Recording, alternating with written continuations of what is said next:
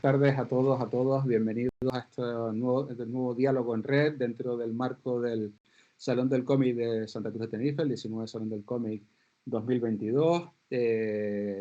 Un salón que ha empezado ya de manera virtual desde hace una semana y que la próxima semana ya tendremos de manera física a partir del jueves 17 y hasta el domingo 20. Los días siempre tengo que calcularlos, en la Recoba Vieja de Santa Cruz, donde los esperamos a todos y a todas. Hoy vamos a tener con nosotros a un invitado que siempre ha estado asistiendo, siempre ha estado con nosotros y este año por circunstancias no ha podido venir. De hecho iba a venir, iba a estar aquí, pero bueno, las vueltas que da la vida. Antes de empezar con él, sí me gustaría recordar en un día extraño hoy, que uno de nuestros primeros invitados, ya pierdo la noción del tiempo por el coronavirus, de hace 2 salones físicos, yo creo que son como 4 virtuales, Carlos Pacheco, pues hoy ya ha dejado de estar con nosotros, lamentablemente. Carlos yo creo que era un amigo de sus amigos, alguien con el que podías contar siempre, siempre está dispuesto a hacerte un favor, siempre está ahí para lo que fuera, ¿no? Yo creo que lo vamos a echar muchísimo de menos, porque, vuelvo a repetir, era una persona irreemplazable y bueno, lamentablemente la vida juega malas pasadas, pero es lo que hay. Lamentable es lamentable y es la vida. Carlos, te queremos mucho y ojalá no te hubieras ido tan pronto. Enrique, siento haberme puesto así de golpe para empezar contigo, pero yo creo que las circunstancias un poco obligaban porque, insisto, o sea, tú coincidiste además con él en ese primer salón, ¿no? Que volvimos cuando volvimos a recuperarlo, ¿no? Desde luego, y es el día del pésame pues para toda la familia de Carlos y para toda la familia del cómic. Creo que es un dibujante que ha significado muchísimo, sobre todo para pues eso, toda la gente, todo su impulso pues para que un montón de gente acabara trabajando para el mercado americano, para haciendo superhéroes, etcétera, etcétera. Y bueno, ha sido un ejemplo y una luz para todo el mundo en general, dentro del mundo del cómic. Entonces es un día muy, muy triste. También ha sido una pena como nos hemos enterado a través de redes sociales, de una forma extraña. Bueno, o sea, es muy, muy desolador realmente. Yo te digo, sí, es una pena, pero bueno, vamos a entonces ahora un poco contigo. Para los que no te conocen, que entiendo que serán pocos, Enrique Corominas es ilustrador, dibujante, autor de algún cómic también, has hecho portadas para libros, para juegos. Yo creo que eres una especie de personaje casi del Renacimiento en cuestión de dibujo, ¿no? O el perejil de Arguiñano, que sirve para todo. O Pues sea, es un poco... para casi todo, ¿no?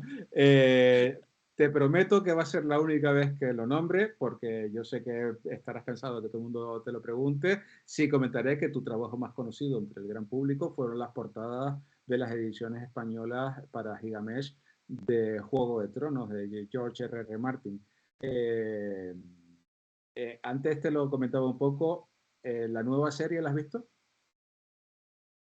No, no, no me llama, ya, o sea, es como, yo creo que necesito un tiempo también, pues eso, o sea, pues para respirar, para hacer otras cosas, o sea, realmente siento, Juego de Tronos fue algo que estuvo muchísimos años con nosotros, desde quizá incluso la serie, o sea, desde el primer capítulo hasta el último nos cambió la vida a todo el mundo, fueron muchísimos años y ahora mismo pues estoy como muy, muy, muy alejado de todo eso. Y bueno, la serie me llama la atención, igual la terminaré viendo, pero yo que sé, tengo en cola incluso Sandman para ver. O sea que, vamos, realmente no... bueno, supongo que al final terminaré echando un vistazo a ver qué tal está. La gente dice que muy bien, ¿no? Si, ¿tú la has visto? No, sí la he visto. Yo te confieso que para mí creo que está un par de escalones por debajo de al menos las primeras temporadas de Juego de Tronos, porque sabes que estaba la polémica de la última temporada que fue tan precipitada, pero bueno, esa es otra historia, ¿no? Insisto, esto es lo que quería hablarte de Juego de Tronos, porque Ya está. ya está, de Juego de Tronos ya está, porque no voy a volver a repetirte tu trabajo con las novelas y con los cuentos de Martin, porque además has terminado ya, o sea, Gigamesh perdió los derechos de la saga de novelas, con lo cual, no sé, ahora no recuerdo quién las tiene. Entiendo que a ti ¿No? en ningún momento te han llamado de otras compañías para intentar seguir una línea editorial parecida, ¿no? Nada. No, además, todavía, yo, vamos, o sea, a no ser que las hayan comprado o que hayan comprado los derechos hace poco, de momento que yo sepa no los tiene nadie. Y sí, hombre, dudo mucho, claro, que me sigan llamando para hacer portadas. O sea, yo creo que eso era una política muy de Gigamés, el tema de la portada ilustrada y demás. Yo creo que sea quien se lleve el gato al agua de los derechos, publicará las novelas pues con las portadas originales. No creo que vayan a llamar a un portadista diferente. O sea, bueno, en fin, o sea, yo creo que ya entra todo en otra dinámica, ¿no? También en ese momento, durante mucho tiempo, George R. Martin tenía contacto con Gigamés, podíamos hablar con él, yo le podía preguntar cosas sobre las portadas, y ahora mismo eso es absolutamente imposible. O sea que ya bueno, es otro mundo. Está ocupado haciendo sus cosas y tal, porque ya damos por perdida el resto de las novelas. Yo estoy seguro que él ya tiene interés cero. Es una apreciación personal, a lo mejor da la sorpresa, ¿no? O sea que... Bueno, sí, supongo que están, bueno, en el momento en el que vayan a dar más dinero, en el momento comercial más adecuado, pues supongo que aparecerán las novelas. Oye, Enrique, a mí me sorprendió, la verdad es que no te lo había dicho, y te digo, nos conocemos desde hace, es que ya, insisto, he perdido la noción del tiempo, creo que son 5 o 6 años, es la última vez, o sea, la primera vez que Oh, viniste, o sea, que es un poco como sí, despiste. sí, No sí, te había, sí. no te lo había comentado, pero la primera vez que vi una obra tuya fue esto. Ostras.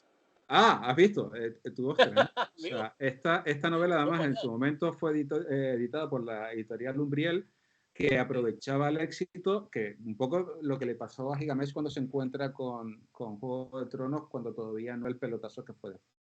Cuando Umbriel edita el Código da Vinci de Dan Brown, y se encontró también con el gran pelotazo, que después creo que fue Planeta quien fue, o sea, compró los derechos de las siguientes novelas y tal. Y Umbriel edita, después de varias de Dan Brown, edita esta cosa de la historiadora y me llamó la atención. Es que lo que más te confieso que me llamó cuando me enteré de que esta portada era tuya, es de cómo llegas de aquí, que vale, que es un dragón, que todo lo que quieras, a esto, que esta sí lo hemos hablado, ¿no? A este sí. tipo, no, me refiero al tipo de dibujo, ¿no? Porque es un dibujo tan esquemático que me resulta difícil verte aquí. Es decir, si yo no sé Claro, nada, esto no es tuyo. claro. Eso es un encargo de una agencia de publicidad, bueno, de publicidad, de ilustración y demás, que se dedicaba a hacer, vamos, la mitad de los libros de Planeta, Opal Works, un par de compañeros que hacían un trabajo fantástico. Que además ellos mismos, por ejemplo, fueron los que hicieron la portada del Código da Vinci y los que introdujeron, digamos, un poco la estética Dave McKean, para las portadas de cierto tipo de novela histórica, policíaca y demás, ¿no? Que durante muchísimos años, yo creo que una década, quizá una década o 2 décadas, ha estado ahí imperando muchísimo en los lineales. Ese tipo de estética, de siluetas oscuras, con más o menos expresionismo, en fin, o sea, hay una mezcla de fotografía, imagen, bueno, pues eso, que estuvo muy de moda.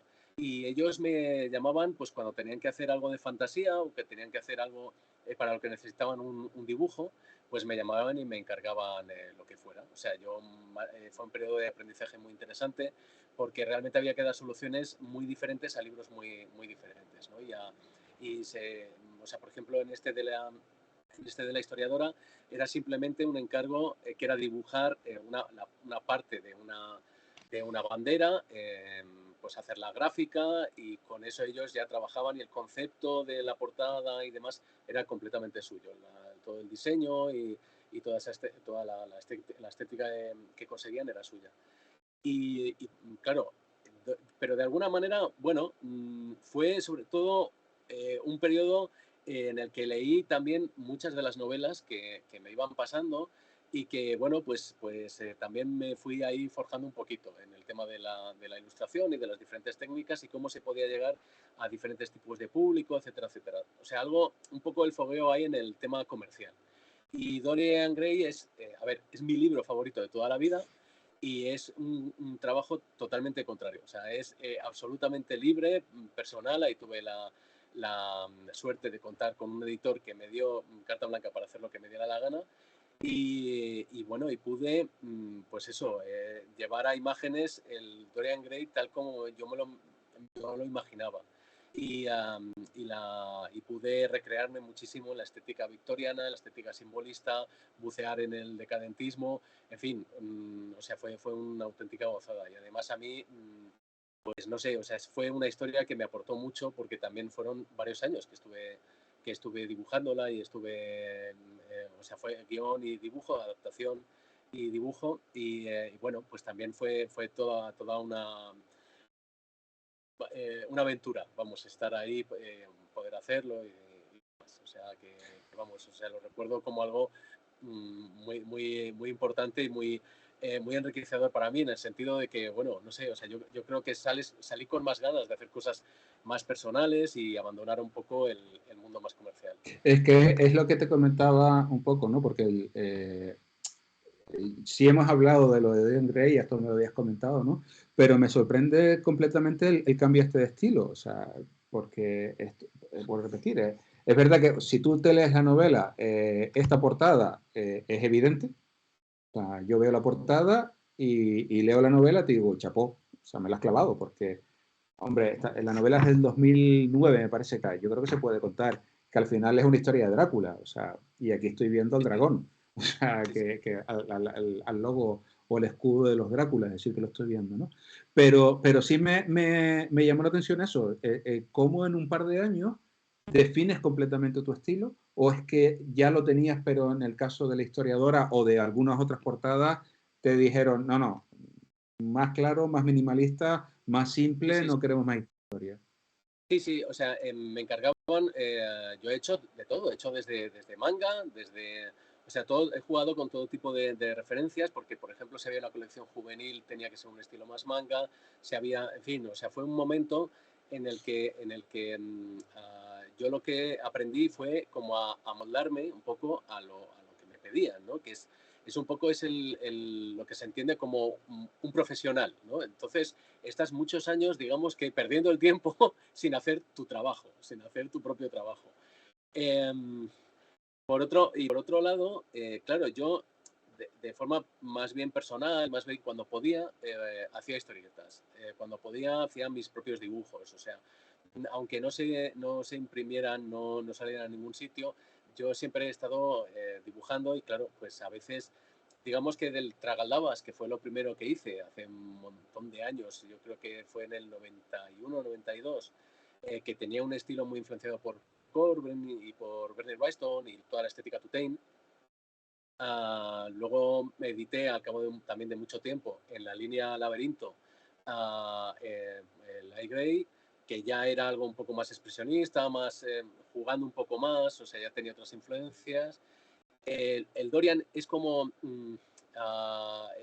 pues eso, un salto sobre todo en el tema, en sumergirme en lo que a mí me interesa personalmente, que tiene que ver, pues claro, con la búsqueda estética, con el arte, cómo influye el arte en la gente, cómo la gente influye en el arte, un poco todos los temas de eso, del arte por el arte, de todos los temas estéticos, hedonistas, tal, que plantea Oscar Wilde en el libro.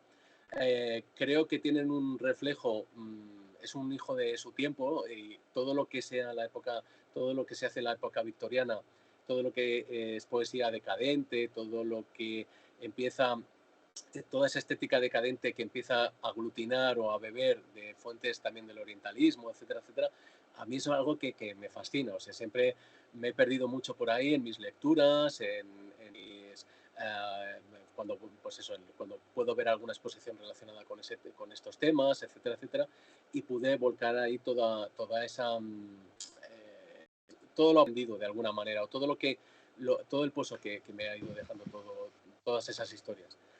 Y a partir de ahí, bueno, de vez en, pues eso, sigo alternando trabajos comerciales con proyectos de historieta, etcétera, etcétera. O sea, bueno, es un poco, siempre estoy un poco así, sin acabar de definirme en un sentido profesional. O sea, estoy un poco, bueno, a ver, ahí, a ver por dónde puedo tirar ahora o a ver por dónde salgo ahora. No, hombre, no me digas que estás disperso porque no es verdad. O sea, al fin y al cabo, no, que parece, no, empiezo una cosa, me olvido, empiezo otra, es que esa No, no. la empiezo y la termino. Lo que pasa es que luego muchas veces no sabes, es una aventura muy...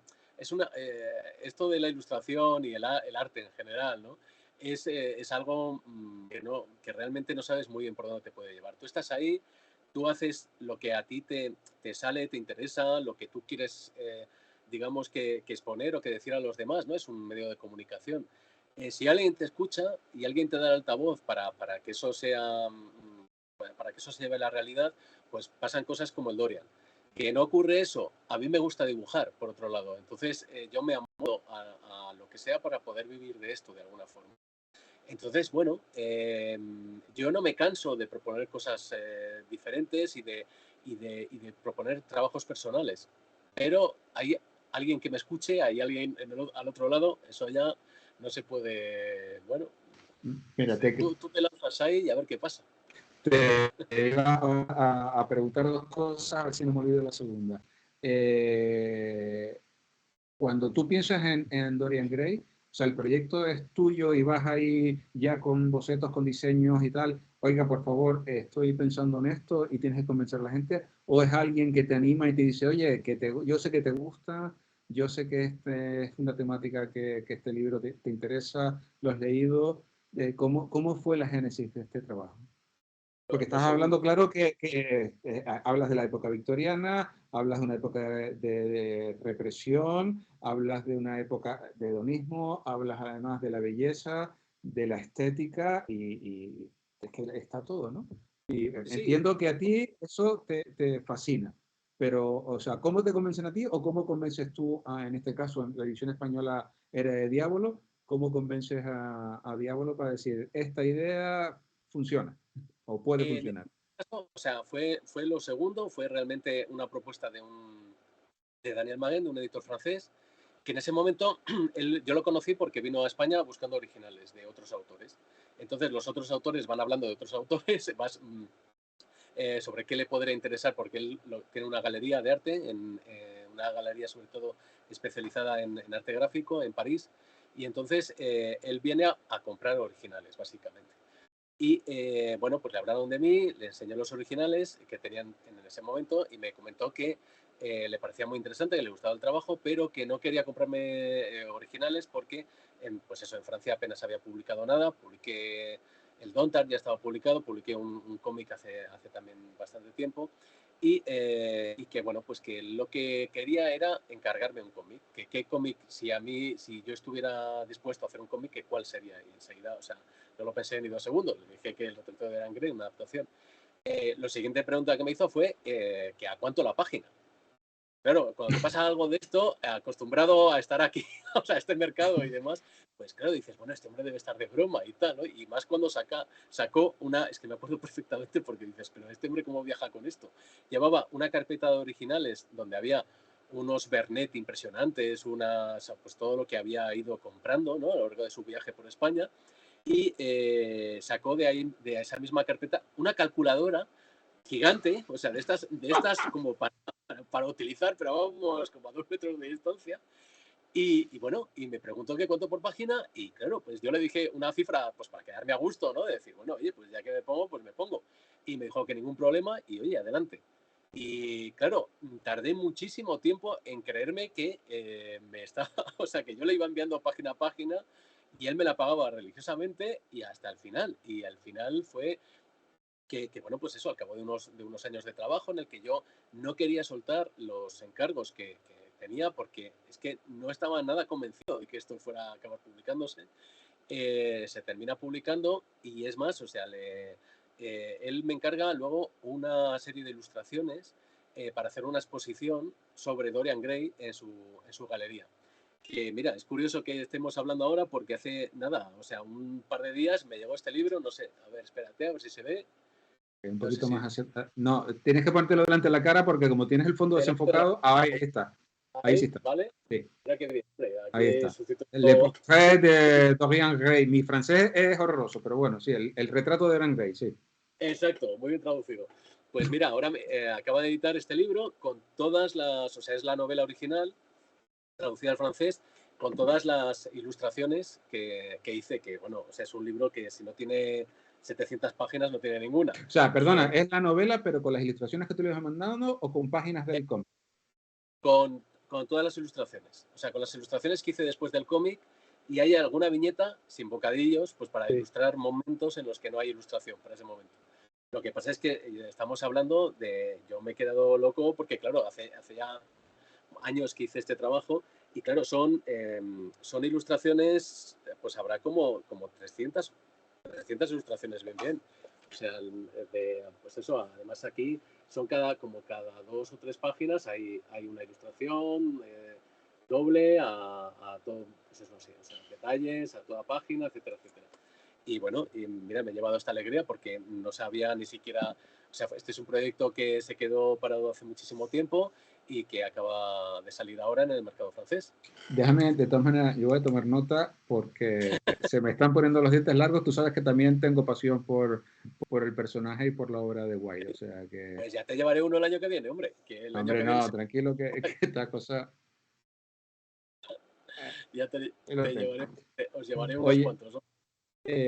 mira, ahora la segunda pregunta, porque en tu Facebook eres activo, pones cosas tuyas, tal vez menos, y deberías poner más, deberías, ¿me entiendes? Es verdad que tú tienes tu página web donde puedes ver muestras de tu trabajo, además el nombre es tan fácil como enriquecorominas.com, ¿no?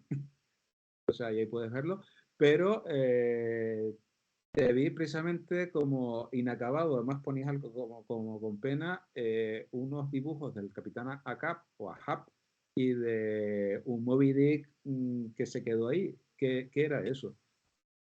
Eso era hace un montón Perdón, de perdón años. antes que siga, porque si con Dorian Gray has hecho esto, yo te imagino dibujando a la ballena blanca y si me hubieran puesto, vamos, los dientes largos. O sea, A mí me encantaría, a mí es una novela que me gusta mucho.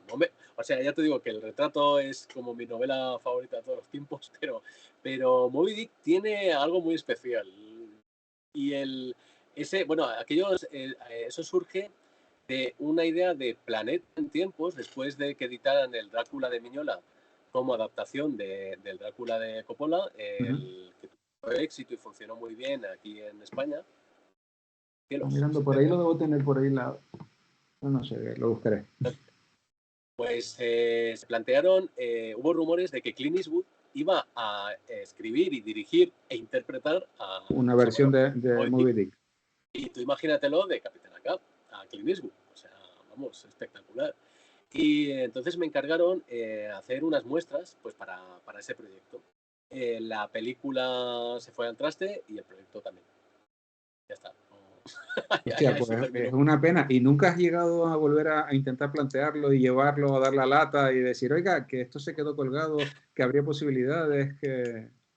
Ahora mismo lo haría de una manera muy diferente, pero bueno, o sea, dentro de adaptaciones literarias posibles y tal, desde luego que sí que sería una que me gustaría mucho, la verdad. O sea, sí que Es sería una que, que... es que de verdad invito a que estén el Facebook porque la tienes ahí y solamente el diseño de la pata de palo, que no sé si al final es de palos de marfil, pero labrada y tal, o sea, Sí, insisto que sí, es una con pasada, una ¿sabes? cara. Sí, sí, sí, sí, sí, que me quedé con ganas de decir, joder, qué pena que solo tenga estas dos ilustraciones de lo que podía haber sido una obra magna, porque además la historia merece la pena, el personaje además se come, ¿no? La lucha entre el hombre y Dios, porque al final, como en Melville ya sabes que metaforizo ese tema, me pareció que podía haber dado lugar a una obra magnífica y encima con tu dibujo es que hubiera sido espectacular. Sí, Oye, sí, no. con Gigamesh, perdona, no, termina. No, no, que te quedo, que es una, también es una obra muy de, exceptuando algunos capítulos y demás, también es una obra muy de viaje iniciático de alguna manera, de viaje interior, igual que Dorian también, que es, tiene algún punto ahí paralelo también. Y sí que me interesa mucho, sí. Bueno, pues a ver si en algún momento llega. No, digo que con Gigamesh lo que sí terminaste hace relativamente poco eran la serie de portadas de las novelas del Ratonero Gris, ¿verdad? Sí, sí, sí. Es verdad, eso es, sí, sí, además que Porque eso esa era, empezaste hace 3 años, me parece que salía justo antes de la pandemia o el año antes de la pandemia, fue sí, cuando llegó la primera, porque estabas aquí invitado, yo creo que o iba a salir el libro en ese momento, sí, o estaba ya dibujando, o acababa de salir, una cosa así era, ¿no? sí, sí, sí. Sí, son oportunidades. A mí, por ejemplo, ahí lo que más me interesó fue el blanco y negro, bueno, trabajar en blanco y negro y dar luego color digital, pero bueno, también el jugar el blanco y negro también me interesa mucho. O sea, hay historias que te piden más que estén entintadas, que estén coloreadas de alguna manera. Y esta fue, además, fue muy divertido porque fue una colaboración con Raquel Marqués, que escribió el guión, y fue una idea muy loca que no sé si llegó a terminar de funcionar, pero se explicaba una pequeña historieta a través de las portadas, de la portada y de la contraportada de los libros. Y bueno, pues mira, son experimentos que Gigamesh acoge con interés y que me deja hacer, ¿no? Y bueno, o que me dejaba hacer, porque claro, también, también las cosas en o sea, la cantidad de novedades y demás que se publicaban en ese momento, también después de la pandemia todo ha caído bastante, ¿no? Está todo así como en un periodo de espera, de cambio. No, pues mira, justo te iba a comentar eso, si has notado, ya me estás dando la respuesta, ¿no? Una bajona en el mundo editorial porque me daba la sensación que se habían vendido más libros que nunca, más cómics que nunca. Es verdad que era más complicado, sobre todo con las tiendas pequeñas que tuvieron que estar cerradas y fueron las grandes disputas que tuvieron con las grandes empresas y con Amazon y cosas así que sí podían vender online. Se vendieron muchas pelis, pero ya me estás diciendo que sí has notado tú una bajona de Sí, trabajo. bueno, yo creo que para editoriales pequeñas, o sea, ha habido editoriales pequeñas que se han podido ir especializando, que se han especializado mucho y que han encontrado su hueco y tal, y editoriales entre pequeñas y medianas, pues que muchas han desaparecido, igual que han desaparecido muchas librerías, todo el mercado está muy revolucionado. Lo digital es muy interesante. A través pues, de la página web, de las páginas web de las editoriales se pueden, pues eso, se puede pedir en teoría todo el catálogo, etcétera, etcétera. Pero claro, no es o sea, el consumidor o el lector hasta este momento estaba acostumbrado a pasear por la librería o a ver algo que le pudiera interesar, ¿no? Por ejemplo, nuestro trabajo además es muy de intentar saltar, de prometer que al lector que se va a divertir o que se va a interesar por un libro desde la portada.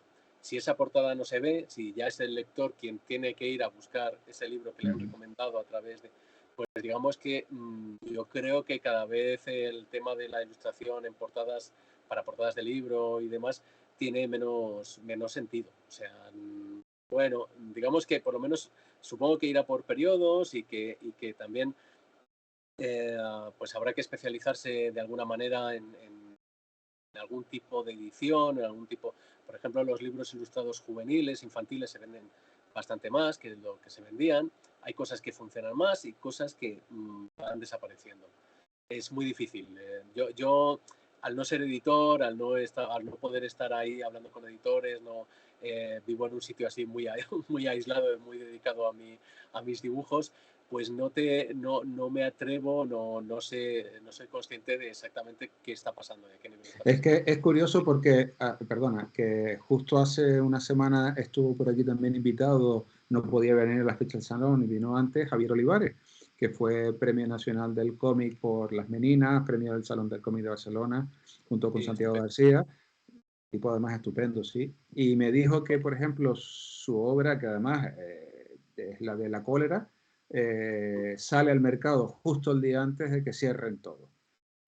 También, y que sí lo notó muchísimo las ventas y que está viendo ahora como que se están ampliando, pero que una obra a priori, después de haber venido del éxito de Las Meninas, como era La Cólera, que resulta que no se vende y que, bueno, que lo achaca lógicamente a que el público no pudo ir a librerías a comprar porque eso, justo el día o el día siguiente cerramos, ¿no?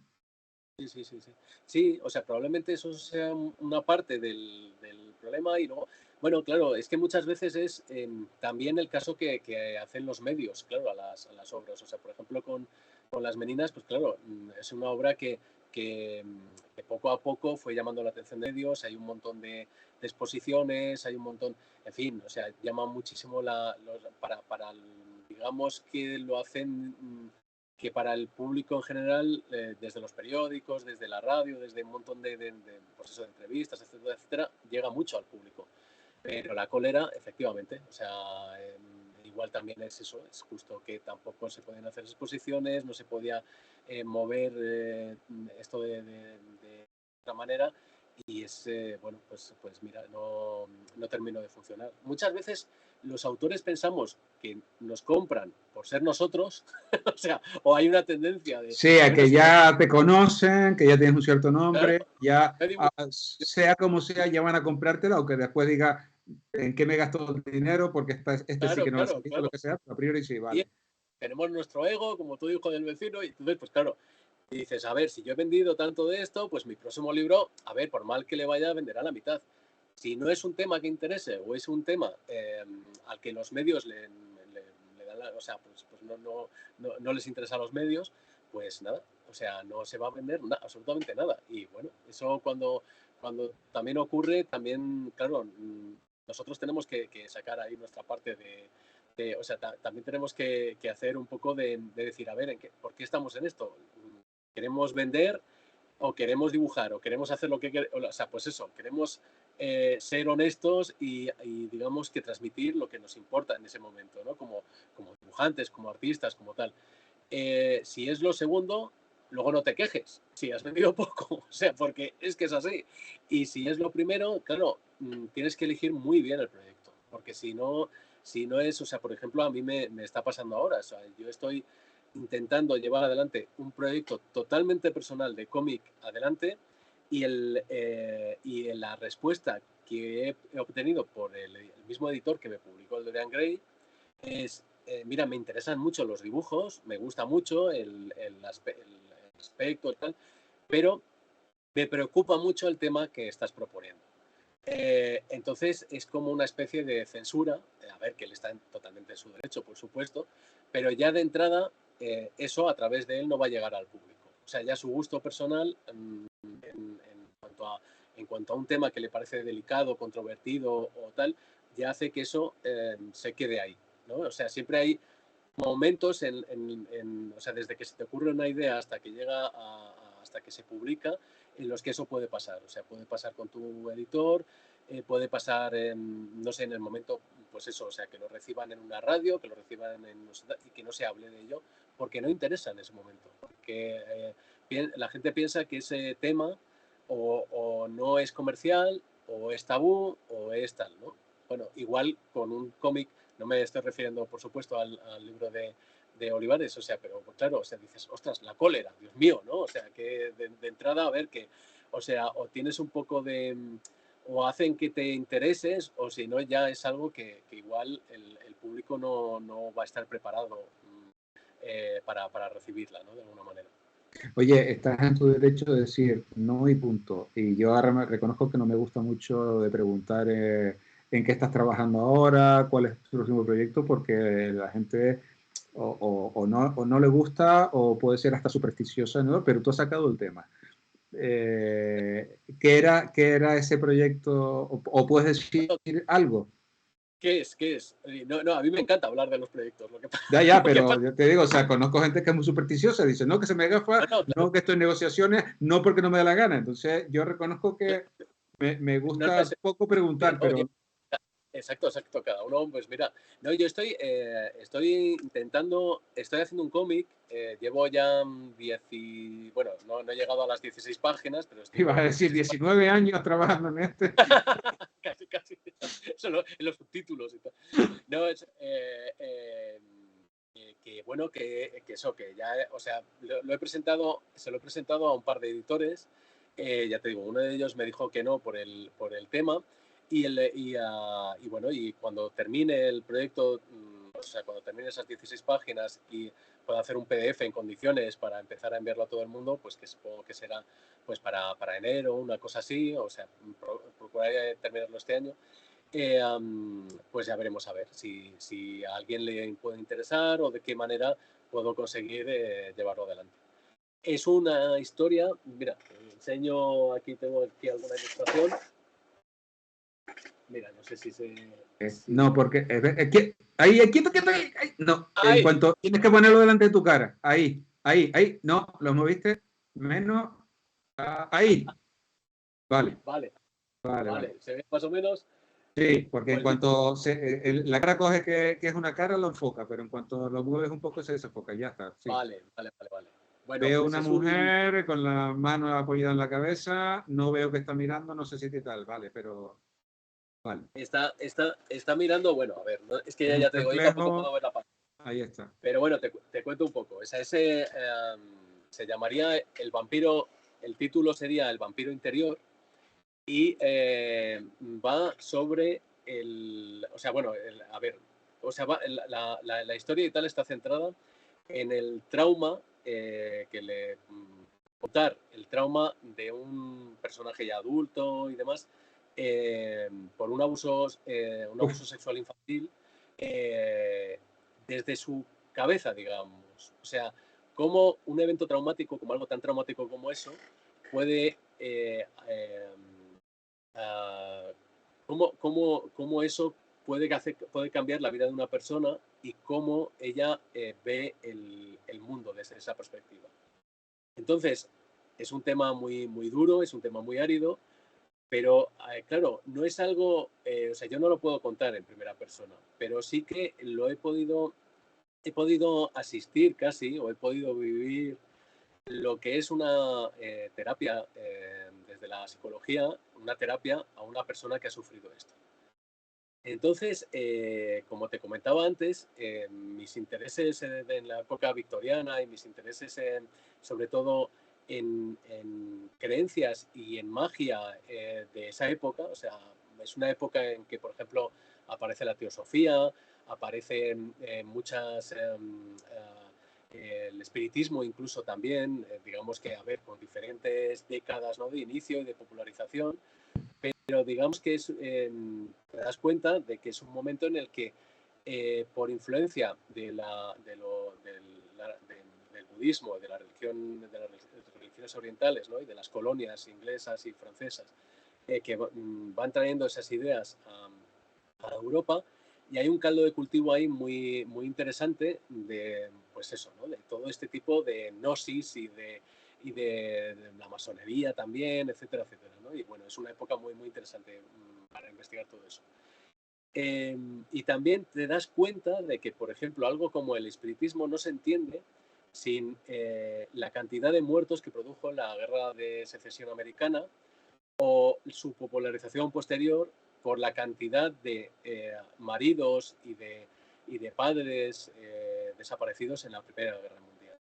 Te das cuenta de que se está contando ahí un trauma colectivo muy grande y que la manera de un poco de exorcizarlo de la gente y de sobrellevarlo, digamos que, o sea, todavía el psicoanálisis no está popularizado, no hay, digamos que no, las enfermedades mentales no son están ni siquiera estudiadas, o sea, que ellos eran... estudiadas y además eso, la locura era lo último, ¿no? Incluso, bueno, o sea, incluso para las mujeres era algo totalmente degradante que significaba el encarcelamiento de por vida en una institución mental, ¿no?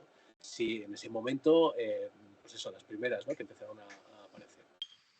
Entonces, claro, a mí me impactó muchísimo en las sesiones, me impacta muchísimo en las sesiones de psicología sobre trauma, eh, toda esa búsqueda, digamos que toda esa búsqueda de lo que ocurre con el inconsciente, ¿no? Y cómo el inconsciente puede marcar la vida de una persona. Y cómo ese trauma y ese problema de los abusos y sobre todo, pues eso, hacia la infancia, ¿no?, que es un problema terrible. O sea, hay una estadística que dice que 4 de cada 10 niñas, de niños y niñas, pero sobre todo niñas, tienen algún tipo de abuso infantil. Hay unos porcentajes de población y unos problemas con este tema pues tremendos. Eh, pero a mí lo que me interesaba es explicar a través de eso, de la historia y de los dibujos, cómo se vive desde ese trauma, cómo se vive tu vida, ¿no? Cómo ese viaje al inconsciente, o sea, cómo todo ese problema, por ejemplo, que nunca se puede olvidar, al que o sea, en tus sueños siempre vas a volver, tienes pesadillas, tienes un montón una manera muy concreta de ver la vida desde entonces, muy diferente a la de las demás personas. Cómo todo eso se podría explicar de alguna manera desde el interior de una persona a la que le ha ocurrido esto, ¿no? Y yo me encuentro en una posición, o pienso que estoy en una posición en la que por lo menos puedo explicar en tercera persona ese algo que para mí es muy importante, que es también esa subjetividad y todo esa manera de intentar poder seguir viviendo después de algo tan tremendo, ¿no?, como un trauma de esas características. Y esa lucha, esa manera desde la psicología de poder afrontar todo esto y demás, no sé, es algo que me interesa muchísimo. Y en este caso, en el cómic, para que te hagas una idea, porque claro, digamos que esto es como el fondo, lo que quiero explicar, ¿no?, de fondo. Pero es un cómic que empieza con lo que podría ser un sueño, una pesadilla desde la etapa adulta de la protagonista, donde se la ve a ella de niña, muy feliz. Ocurre algo que ella no puede entender desde su mentalidad de niña. Ella lo transforma en un monstruo, en un ataque, en algo terrorífico. Sus padres, pues digamos que la sociedad, como ocurre en muchos casos, ¿no?, desde los padres, los familiares, incluso los padres suelen ser los abusadores normalmente, o sea, en un porcentaje altísimo, Sí, mucho el más círculo que más cercano, sí. eso, el círculo más cercano y sobre todo el padre. Entonces, sí,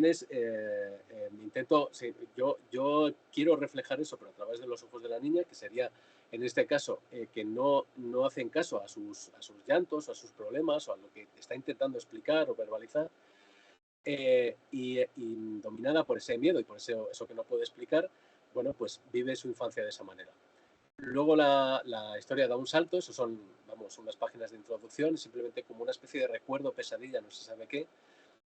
Y tenemos a la protagonista adulta, que es me he basado en Musidora, una actriz de los años 10, 20, sobre todo que triunfó mucho, fue la primera actriz que hizo en cine, encarnó en cine a una vampira. Entonces, incluso el mito de las vamp y demás viene un poco gracias a ella. Para un folletín que se estrenaba una vez al mes, me parece, en los cines franceses de... Louis Fernidian era el director, me Sí, parece que señor. era, ¿no? Sí, sí, Sí, sí. señor. Le Vampire, o Le Vampire. Insisto que mi francés para pedir comida y calle, nada más. Igual que el mío.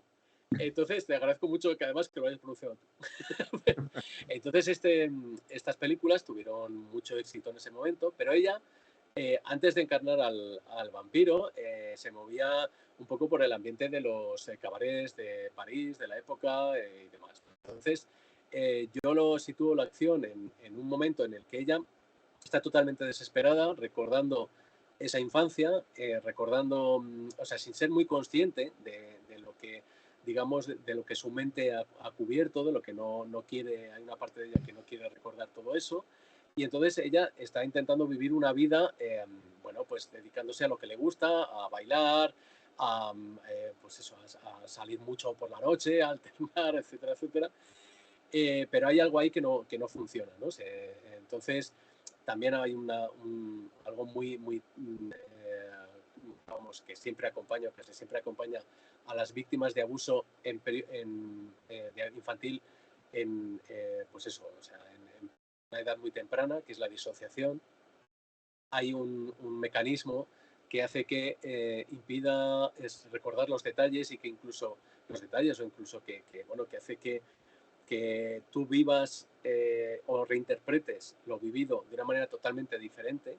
Ahí entra mucho también, pues eso, o sea, o sea, todo lo que está en el inconsciente, del viaje, digamos, del inconsciente al consciente es tremebundo, ¿no? Y lo sabemos a través de la psicología por ejemplo, durante muchos años se creyó que los sueños eran interpretables y que nos decían cosas y demás, ¿no? Ahora mismo hay, pues eso, unas teorías totalmente diferentes, pero la disociación sigue siendo algo que está ahí con mucha fuerza para estas víctimas. Entonces ella está en un momento en el que digamos que está como muy destrozada, no se aguanta a sí misma, digamos, no se quiere, la autoestima está por los suelos y va a suicidarse, ¿no? Y justo en el momento en el que va a suicidarse aparece Aleister Crowley. Toma ya. Perdona, que justo te iba a comentar que es uno de tus últimos dibujos publicados en Facebook. Sí, señor, pues ahí está saliendo en esta historieta.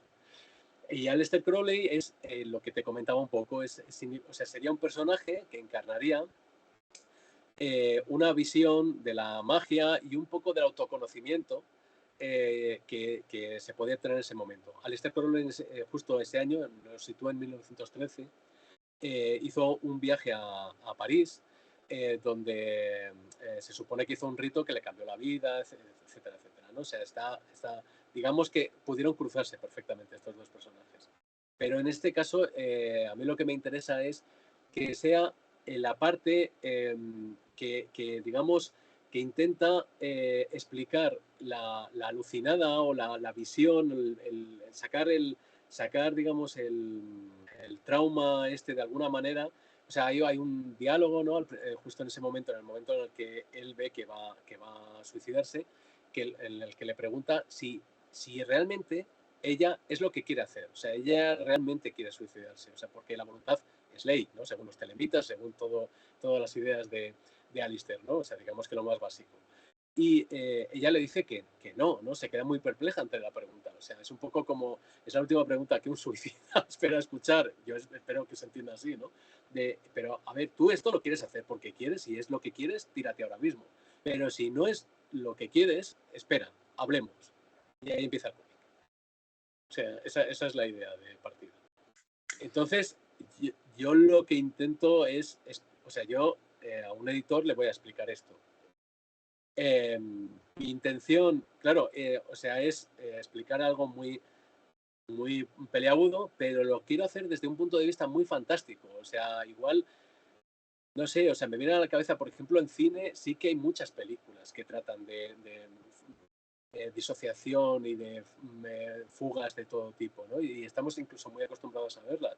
Vamos, todo el cine de David Lynch es eso, por ejemplo, ¿no? Pero en cómic creo que hay que si no está contado en primera persona, si tú no eres la persona que cuenta su experiencia, que lo hace de una manera tan, digamos, como extraña, con unos vericuetos tan extraños como los que yo estoy planteando, amigo, lo veo crudo, pero lo quiero hacer. Y me estás diciendo de verdad que hay editores que les gusta tu estilo porque te conocen y en cambio la historia no la ven.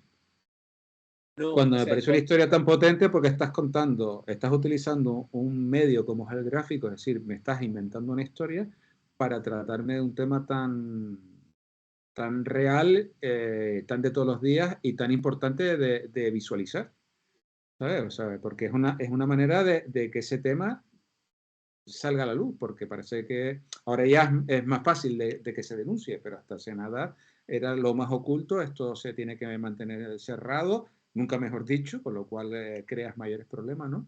Y el que tú lo muestres, tú has dicho, en una peli o lo que sea, pero en tu caso en un cómic, me parece una manera espléndida de eso, de dar luz a esta gruta que hay que, como que parecía que había que mantener oculta, ¿no? ¿Cuándo te metes a editor? Tú sabes la historia de George Harrison y la entrada más cara del cine, ¿no? No. Harrison, de los Beatles, era amigo de Eric Idle, el de Monty Python, y en esa época los Python estaban buscando financiación para hacer La vida de Brian. Y Harrison hipotecó su casa para financiar La vida de Brian, con lo cual pagó la entrada más cara de la historia del cine. Te juro que si pudiera, vamos, ni me lo plantearía. Pues Perdona, juego todos los viernes al Euromillón con unos amigos. Si me toca, te juro que lo primero que hago es comprarme una casa que tengo ya buscado el sitio y todo, y además no es aquí. Y lo segundo, oye, te llamo y publicamos la obra. Cuando nos vemos el año que viene, me pasas por lo menos el número para jugar. Pues yo opino, claro, yo opino lo que estás diciendo. Creo que es un proyecto, a ver, o sea, que es interesante porque puede dar lugar también o sea, explicar realmente a encontrar a alguien que escriba un prólogo, un epílogo, que se pueda explicar un poco todo este tema, que pues justo, o sea, es lo que dices, o sea, es algo que es tremendo cómo se sigue escondiendo, sobre todo, bueno, claro, a ver, eso, o sea, las familias ya es una parte que, o sea, toca el ámbito familiar, toca muchos tabús, es algo muy, además, a medida que vas conociendo casos y a medida que vas viendo un poco cómo funciona, es algo casi que está dentro de la cultura familiar de la persona a la que le toca esa desgracia. Es muy tremendo, es un tema muy, muy, muy. Yo pienso que sí que algo escrito en primera persona, contando, digamos, que alguien que cuente su experiencia y que pueda ir a hablar del libro, ¿no? En el que lo ha hecho y tal, yo creo que eso sería otro tipo de cómic, o sea, sería un tipo de cómic que sí que tendría cabida. Creo que hay editoriales que estarían interesadas. Pero digamos que esto es lo que te comentaba, más un intento de aproximarse a la realidad de lo que le pasa a una persona que ha pasado por ese trauma, pero desde su subjetividad. O sea, es un cómic muy tremendamente subjetivo en ese sentido. Es explicarlo, es como yo quiero que la persona que lo lea sienta que ha conocido un poco a una persona a la que le ha ocurrido, no que conozca la historia en concreto, no que conozca detalles que le puedan dar, no sé, que digamos que todo eso se puede, enseguida hay casos, ¿no? Que puedes leer.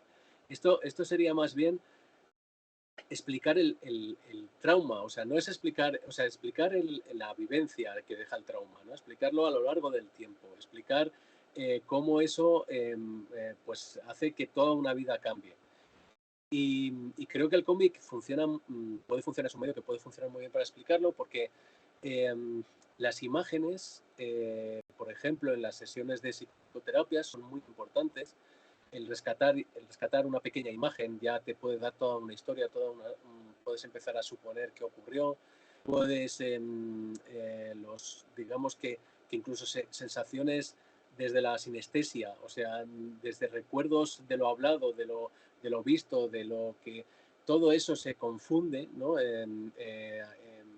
Por mecanismos que todavía no conocemos, pero que te están dando una historia, te están dando una historia, te están dando una verdad y cuando tú lo pones un poco todo en orden, es como, digamos que es como la forma, creo, más verdadera de hacer llegar este problema a la gente que no lo ha pasado. O sea, claro, es haber vivido una experiencia cuando no tenías ni el lenguaje, o sea, no estaba todavía tu cerebro, ni los conocimientos para poder explicar cuál era la situación en la problemática, claro.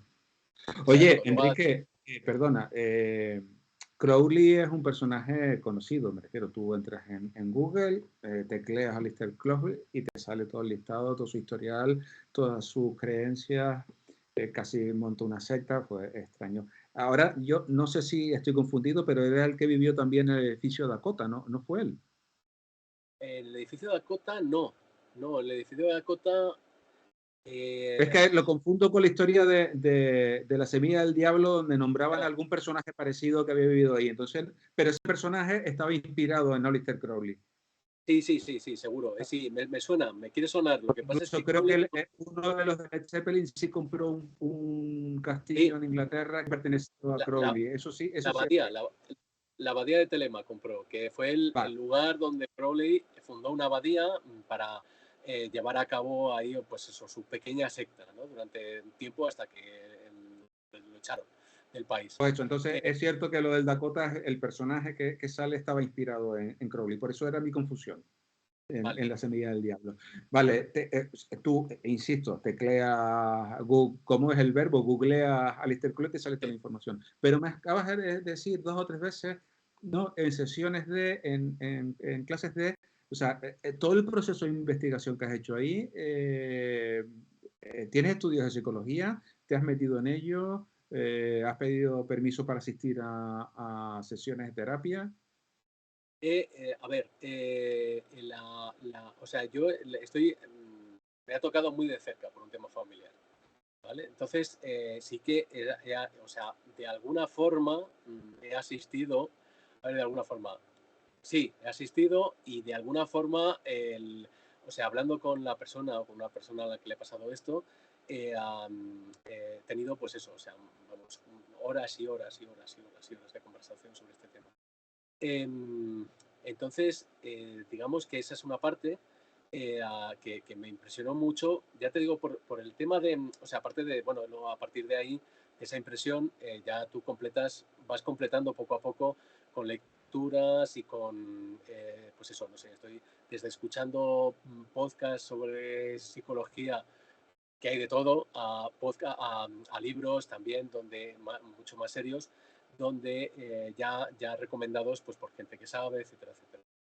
Entonces, yo tengo una experiencia que, claro, que no, que yo, por supuesto, o sea, yo tengo un respeto muy grande a los psicólogos y muy, muy grande, o sea, esto es un proyecto artístico 100% a la hora de querer comunicar mis impresiones totalmente Sí, sí, subjetivas. que vamos, está claro que no es un manual. Si tú estás hablando de una No, no, historia, y además que yo o sea, ni siquiera, o sea, yo quiero comunicar una vivencia, quiero comunicar una impresión, no quiero comunicar ni siquiera una experiencia. O sea, digamos que muchas veces hay personas a las que les ha ocurrido pues yo qué sé, maltrato infantil, o sea, también el bullying, por ejemplo, todo tipo de experiencias y tal, que lo plasman en un cómic, que lo plasman en una historia y que muchas veces un buen psicólogo, un buen terapeuta puede utilizarlo pues en según qué casos, ¿no? Pero digamos que ni siquiera esas experiencias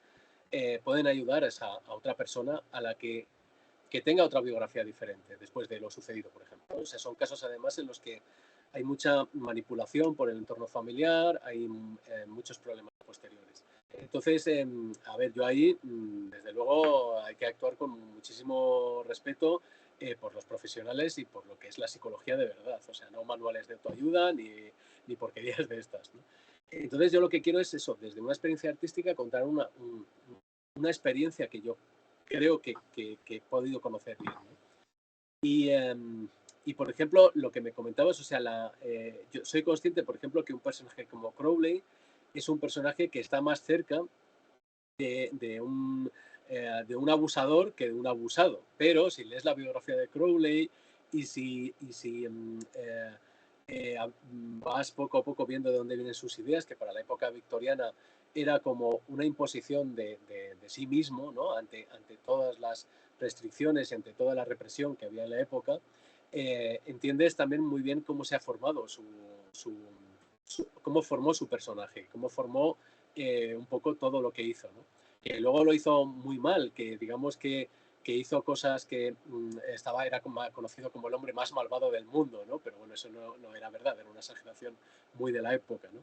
Pero es interesante ver cómo también a partir de una misma experiencia o de una experiencia infantil, de un trauma infantil como este, desde los abusos, cómo cada persona los incorpora y cómo puede llegar un momento en que rechace cualquier tipo de violencia o que puede incluso convertirse en otro abusador, ¿no? O sea, es un tema muy duro y está lleno de casos de todo tipo. Yo por eso te comentaba un poco en la intención de hacer un cómic desde lo más de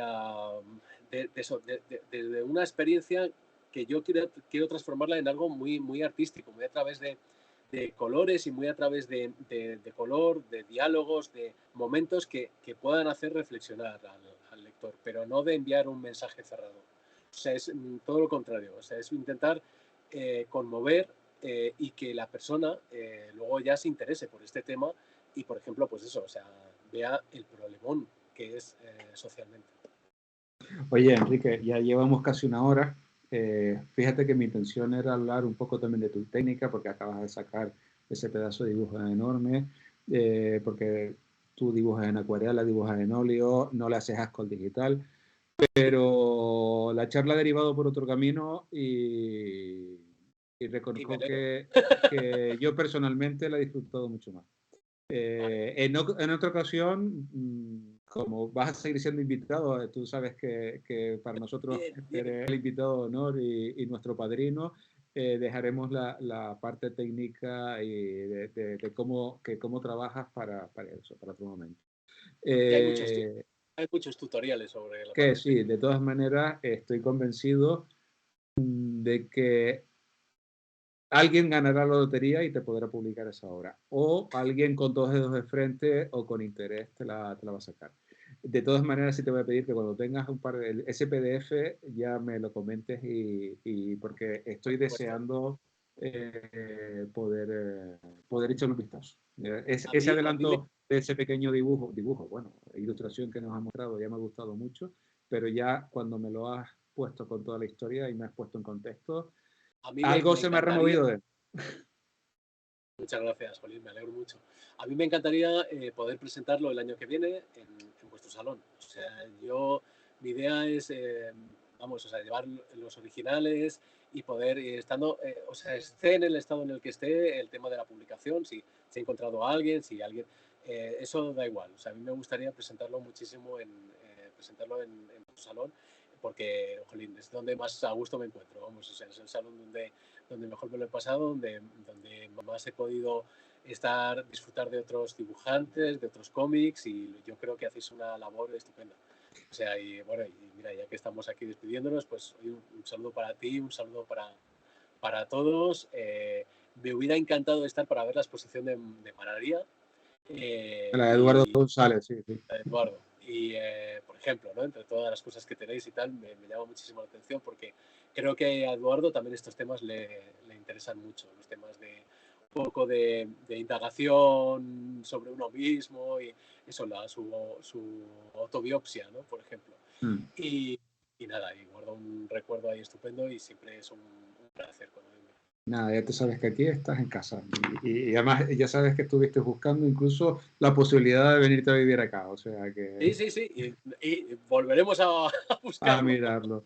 Pues, oye, Enrique, muchísimas gracias, de verdad, te lo digo de corazón, y ya nos despedimos de nuevo de estas charlas con nuestros autores, autoras, ilustradores en esta 19 edición del Salón del Cómic de Santa Cruz de Tenerife, organizado por la Fundación Cinemas Cómic y por la Cátedra Cultural Moebius de la Universidad de La Laguna.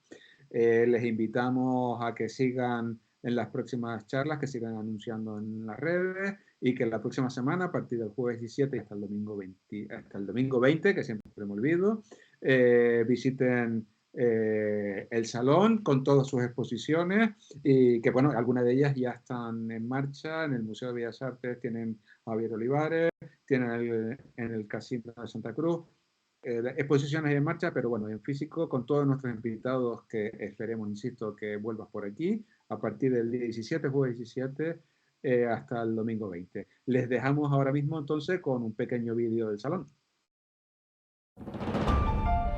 Existe un lugar donde cualquier rincón te invita a soñar, a vivir, a llorar, a reír. Un lugar donde la magia está presente, donde los sueños se hacen realidad, en cada pensamiento, a cada paso, en cualquier esquina. Aprende, vive, siente, conoce, piérdete, sueña, vuela, lucha, vive como nunca. Santa Cruz, capital del cómic.